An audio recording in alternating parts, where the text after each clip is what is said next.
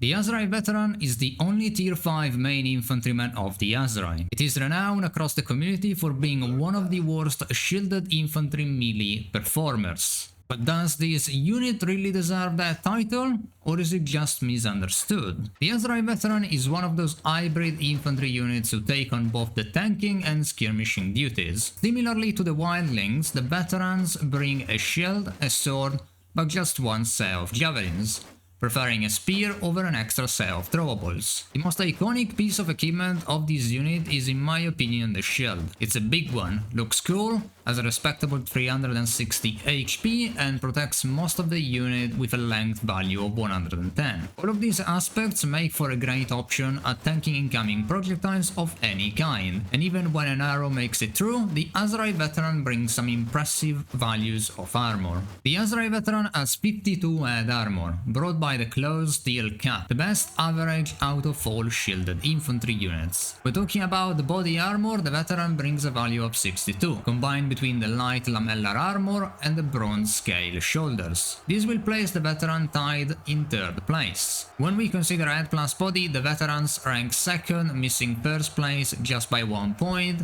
but falls 1 place to 3rd when we consider all armor types. Going back to the main weapon, the Veteran brings a fine steel long cascara. It brings a very high 78 base damage, it has 116 length, making it a very long one for infantry units. And worst of all, it has a base speed of 79, the worst out of all infantry units. This weapon is honestly one of the worst an infantryman can have.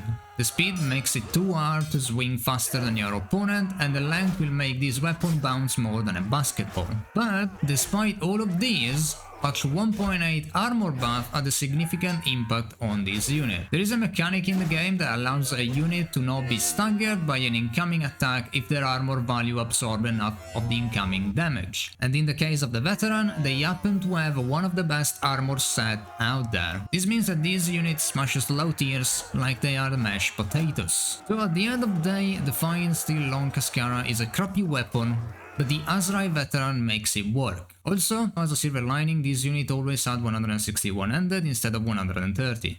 But I don't think it's impacting much there. Going forward, the Veteran also brings one set of Horseman Javelins. They have 89 damage and a stack of 5. These jabs are way worse than the Battanian ones, but a unit with throwables it's always good for versatility. Next up, the Veteran brings a fine steel leaf spear, with a base thrust damage of 37, a speed of 84 and a length of 179. I'm not the kind of player that values spears highly, rather I prefer these guys to not have one, but it's an okay one. It's not too long and decently fast. Looking about the stats, the Aserai Veteran ranked in 1st place with 2 2nd places and 2 1st places. The Veteran finished with a total KD of 5.41, placing them 2nd, ended up losing 477 units out of 3,500 or roughly 13.5%, placing them 2nd. Finished with a KD versus low tiers of 331.1, placing them 1st by more than 60 points. Ended up with a casualty chance versus low tiers of 0.2%, placing them 1st. And ended the careers of 2,582 custom battle soldiers. There are a few downsides to this unit, but many upsides. So let's go ahead and list them. The armor is one of the best you can get. The shield is excellent for tanking incoming fire. The versatility is a strong pro with this unit with the 5 javelins. The melee performance is one of the best you can get against all tiers but tier 5. They struggle a lot versus tier 5 units, but fortunately you aren't going to encounter many of them. They just destroy low tiers, making them extremely good sieging units. But the weapon is bad. The Aserai Veteran has always been one of my favorite units to play with.